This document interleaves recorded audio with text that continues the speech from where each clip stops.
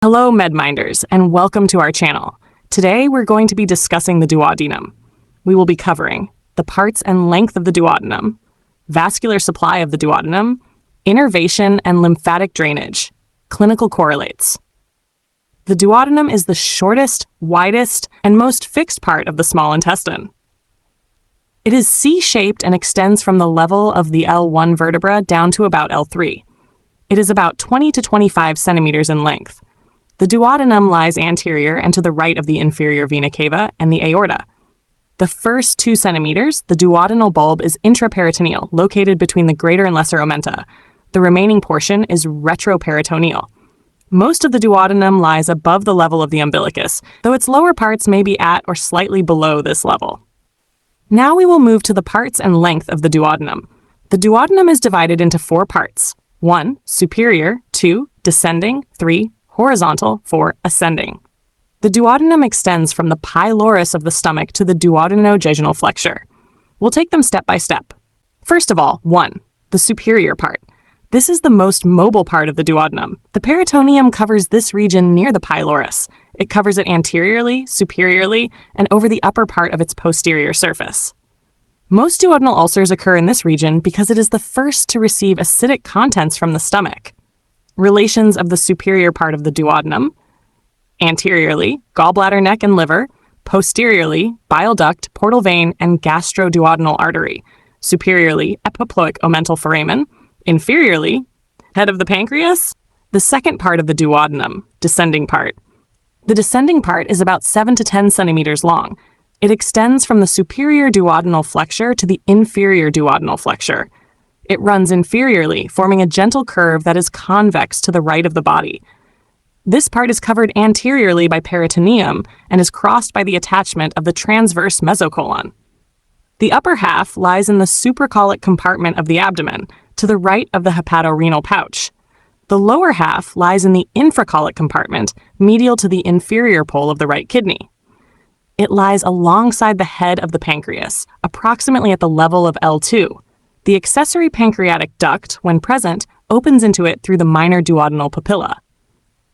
Relations of the descending part of the duodenum: anteriorly, transverse colon and loops of small intestine; posteriorly, hilum of the right kidney, right ureter, psoas major muscle, and gonadal vessels; medially, head of the pancreas and main pancreatic duct; laterally, right colic flexure. The horizontal part of the duodenum, third part. This part measures about 7.5 to 10 centimeters in length.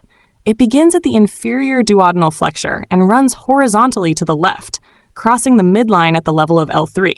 It passes anterior to the aorta and inferior vena cava and lies posterior to the superior mesenteric artery and vein. Relations of the horizontal part: anteriorly, superior mesenteric artery and vein, root of the mesentery of the small intestine; posteriorly, aorta, inferior vena cava, and right psoas major muscle; superiorly, head and unsinate process of the pancreas; inferiorly, loops of jejunum. The ascending part of the duodenum, fourth part. This is the shortest part, about 2.5 centimeters in length.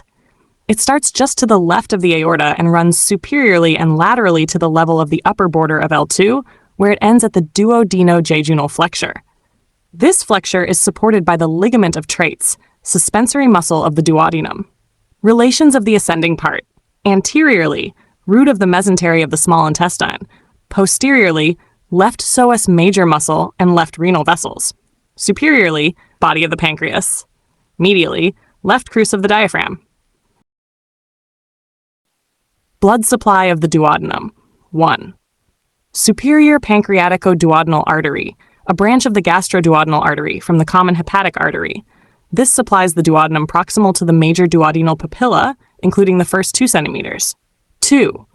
Inferior pancreatico-duodenal artery, a branch of the superior mesenteric artery. This supplies the duodenum distal to the major duodenal papilla. Venous drainage. The veins correspond to the arteries and drain into the portal venous system via the superior mesenteric vein and splenic vein. Lymphatic drainage. From the upper half, lymph drains upward into the superior pancreatico-duodenal nodes, then into the gastroduodenal nodes, and finally to the celiac nodes. From the lower half, Lymph drains into the inferior pancreaticoduodenal nodes, and then into the superior mesenteric nodes. Clinical correlates. A posterior ulcer in the first part of the duodenum may erode the gastroduodenal artery, leading to severe bleeding into the gastrointestinal tract and vomiting of blood, hematemesis. An anterior ulcer is more likely to perforate into the peritoneal cavity, causing leakage of gastric contents and severe peritonitis. That's all for today, guys. Thanks for watching. If you found this video helpful, please like and subscribe to support the channel and help with the algorithm. God bless you.